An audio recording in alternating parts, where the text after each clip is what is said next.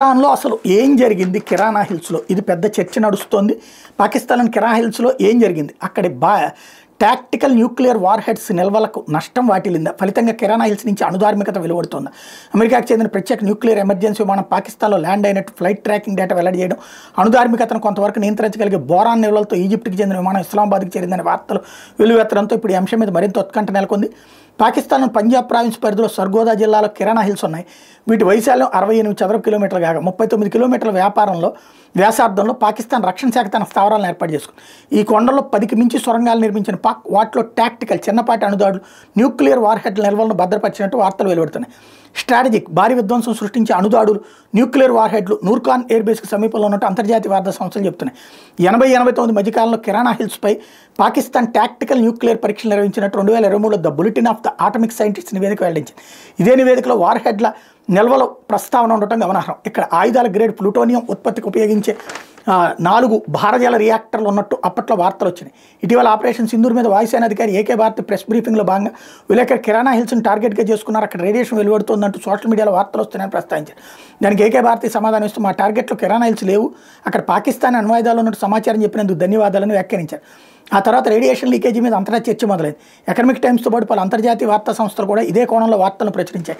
దీనికి బలాన్ని చేకూరుస్తూ flight radar 24 వంటి ఫ్లైట్ ట్రాకర్ వెబ్సైట్లో అమెరికాకు చెందిన B-350 AMS విమానం పాకిస్తాన్కి వచ్చినట్టు పేర్కొన్నాయి. విమానాన్ని న్యూక్లియర్ ఎమర్జెన్సీ అని పిలుస్తారు. ఒక ప్రాంతంలో వెలువడే అణుధార్మికత తీవ్రతను గుర్తించే సాంకేతిక పరికరాలు విమానాల్లో ఉంటాయి. ఫుకుషిమా ఉదంతంలోనూ ఈ విమానం జపాన్కి వెళ్ళినట్టు ఎకనామిక్ టైమ్స్ గుర్తు చేసింది. అదేవిధంగా ఈజిప్ట్ నుంచి బోరాన్ నిల్వలతో మరో విమానం పాకిస్తాన్కి చేరుకున్నట్టు వార్తలు వచ్చాయి. అణుధార్మికతకు సంబంధించిన న్యూట్రాన్లు బోరాన్ 10 ఐసోటోపులతో విలీనం అవుతాయి. ఫలితంగా రేడియేషన్ ప్రభావం తగ్గుతుంది. అందుకే ఈజిప్ట్ బోరాన్ని పంపించి ఉంటుందని ఆయా కథనాలు చెప్తున్నాయి. నూర్ఖాన్ ఎయిర్ బేస్ సమీపంలోని బంకర్లో వార్ హెడ్లకు నష్టం జరిగి రేడియో ధార్మికత లీక్ అయి ఉండొచ్చని అమెరికా అత్యున్నత దర్యాప్తు సంస్థ CIA మాజీ అధికారి రాండ్ corporation విశ్లేషకుడు Derek Grossman ఉటంకిస్తూ economic times తన కథనంలో తెలిపింది. ఈ దాడులు పాకిస్తాన్ న్యూక్లియర్ కమాండ్ అథారిటీ పాలిట శరాఘాతమైన వ్యాఖ్యానించిన ఎకనామిక్ టైమ్స్ కథనం స్పష్టం చేసింది. పాక్ మీద దాడులను భారత్ తీవ్రతరం చేయడంతో ఈ నెల 10వ తేదీన తెల్లవారుజామున ప్రధాని మోడీకి అమెరికా ఉపాధ్యక్షుడు JD వాన్స్ ఫోన్ చేసిన విషయం తెలిసిందే. దీనికి కారణాలు విశ్లేషిస్తూ CNN ఒక కథనాన్ని ప్రసారం చేసింది.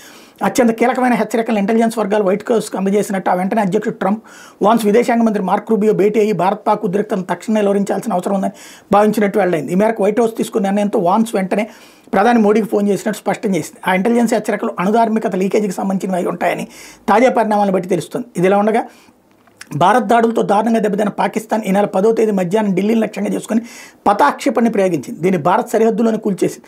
అయితే విశ్రాంత మేజర్ జనరల్ JD బక్షి ఓ న్యూస్ ఛానల్తో మాట్లాడుతూ టాక్టికల్ న్యూక్లియర్ వార్ హెడ్తో పతాక్షేపణ వచ్చి ఉంటుందని అది తన వ్యక్తిగత అభిప్రాయమని చెప్పారు.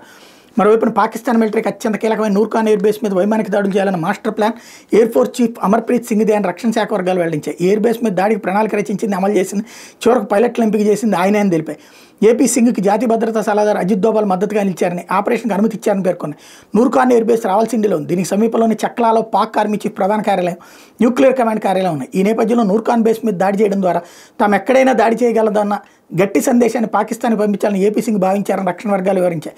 ఆయనకు అనుకున్నట్టుగా నూర్ఖాన్ ఎయిర్ బేస్ మీద దాడితో పాక్ ఆత్మస్థైర్యం దెబ్బతిన్నదని, ఆ దేశ ఆర్మీ చీఫ్ 3 గంటల పాటు బంకర్లో దాక్కోవాల్సి వచ్చిందని తెలుస్తోంది. ఈ దాడుల కోసం భారత్ బ్రహ్మోస్ క్షిపణులు ప్రయోగించి ఉంటుందని విశ్లేషకులు భావిస్తున్నారు.